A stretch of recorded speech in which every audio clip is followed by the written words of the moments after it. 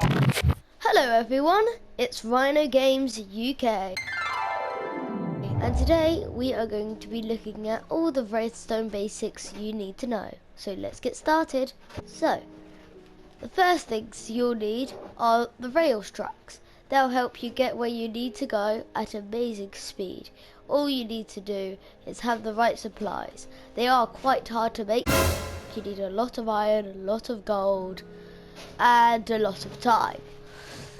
Next, you'll need a dispenser to fire your arrows at the mobs that try to attack your house. So, what you want to do, you want to get a lever, put it on the side, or a button, and then you want to put arrows inside and fire off until you can't see them. Next, the note block. Do you remember that video that I did of my alarm? Well, this is the same block from then. So, there's lots of different sounds that you can use, as I'm sure you all know. Then you have the piston. Well, let's grab one of these buttons so we can use it. Oops, sorry. Hold on. Okay, right. So this is the piston, and this piston, if you used it, it wouldn't actually stick to the block. So let's say you put a block on it and it went up here. Well, that piston, because that would extend to where that block is, it wouldn't pull that block back down here. So that's just annoying, but this one will pull that one back down. So that's pretty helpful. Then we have TNT. TNT can blow up anything you want, and it's very helpful for destroying mobs if you know how to use it properly. The lever. It's a very helpful substance that can help with building anything. It's one of your main power sources that you'll need. Your buttons. One button makes it stronger. The stone button isn't stronger. The stone button is weaker, but it sends out a pulse quicker. And wooden button is slower sending a pulse out, but it stays out for longer.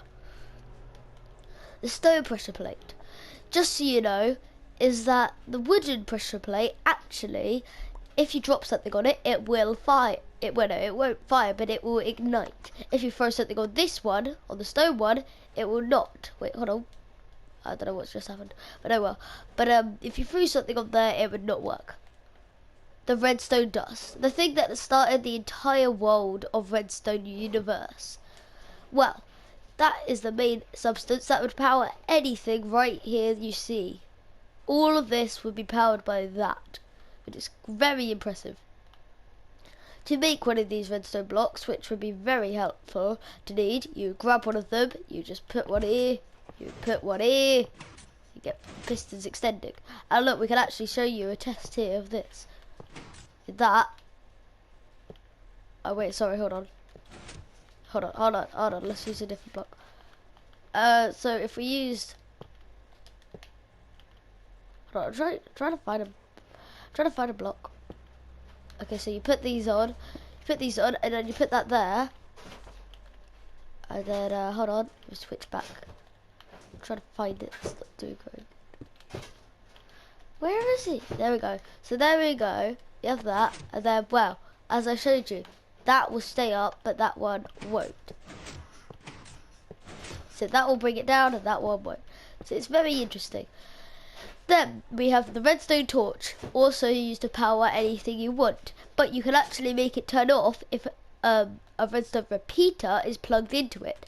So let's say we got this, plugged it here, and we got this. Oops, wait, hold on. And we got this. Hold on. Then you get one of those, put it there, and look, it turns it off. Turns it off as a cool contraption.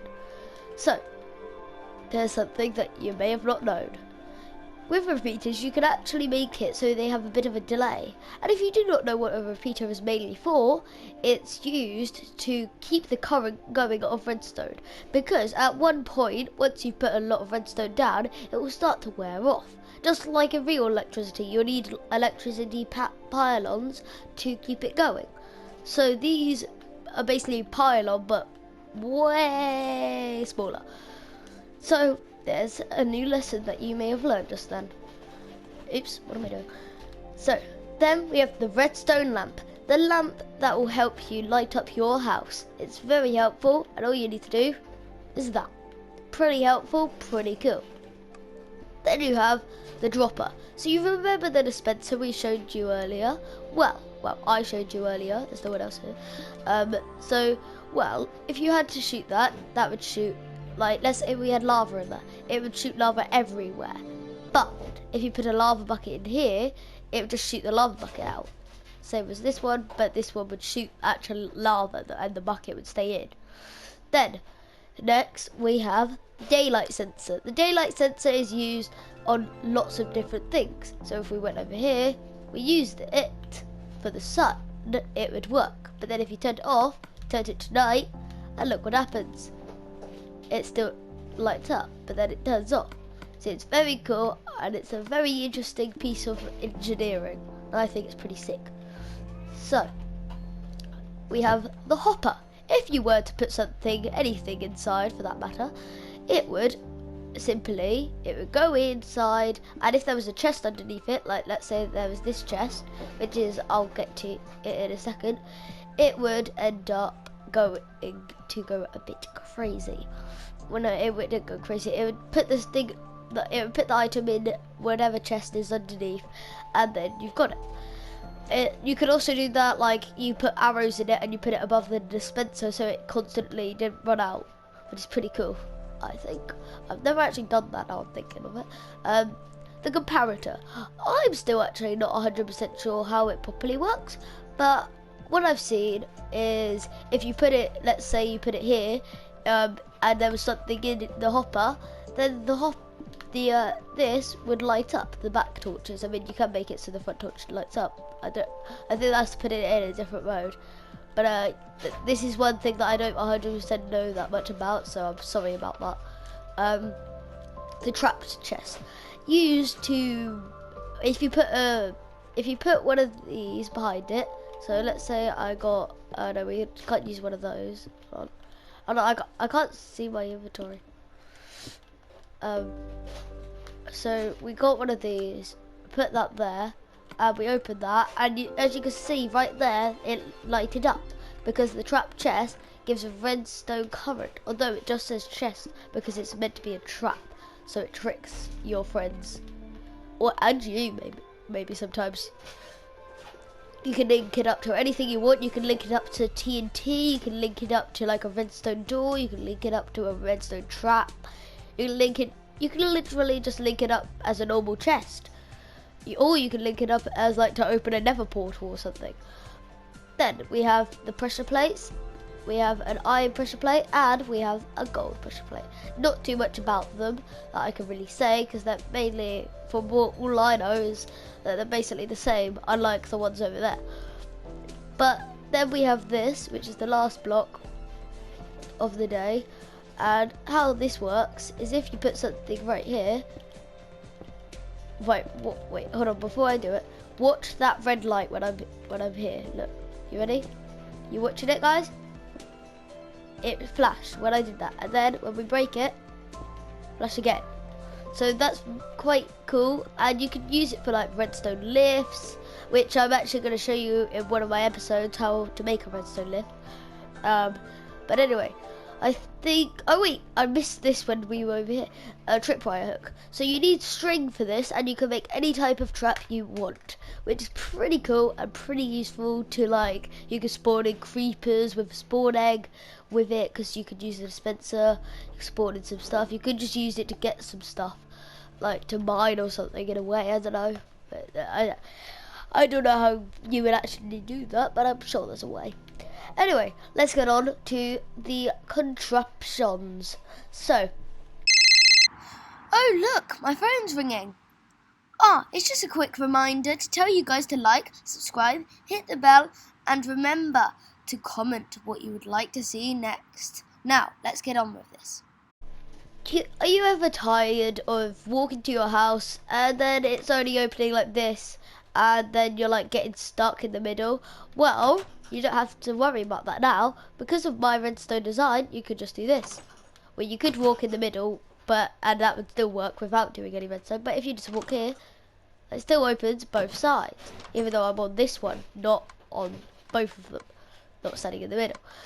And that's pretty cool. So then you don't have to worry. And then once you want to go out, you just walk out and you can go for a nice stroll. Next aside, the hidden bunker. I've used this in a library kind of area where you got like you can store your books up here. If you're wondering how I'm opening when there's blocks up there, it's just because there's I can't show you, but there's actually stairs in there. But one thing I do want to say is that you can open this and then inside you can see there's tons of diamonds, emeralds and iron, which is pretty cool. So you can put all your valuables. I've just done this. I know I've called it the hidden bunker. Up here you can actually see some of the redstone. Well, you can see like 4 blocks, piston, repeater and some redstone dust. But yeah, you can't see that much there. It's a pretty cool door, and I'll teach you how to make it in a video. Here you can actually see where the piston is, which is pretty cool. But anyway, let's get on to the last thing. So, we have a nice minecart track right here. And how it works is, as I said at the very beginning when we were doing minecart tracks, this is what you'll need to get around your world and explore. So, you get on it, and you go around. And obviously I've only made a small track, but you can make a track the size of however big you want it. It's very fun to mess with and make really cool like roller coasters and stuff.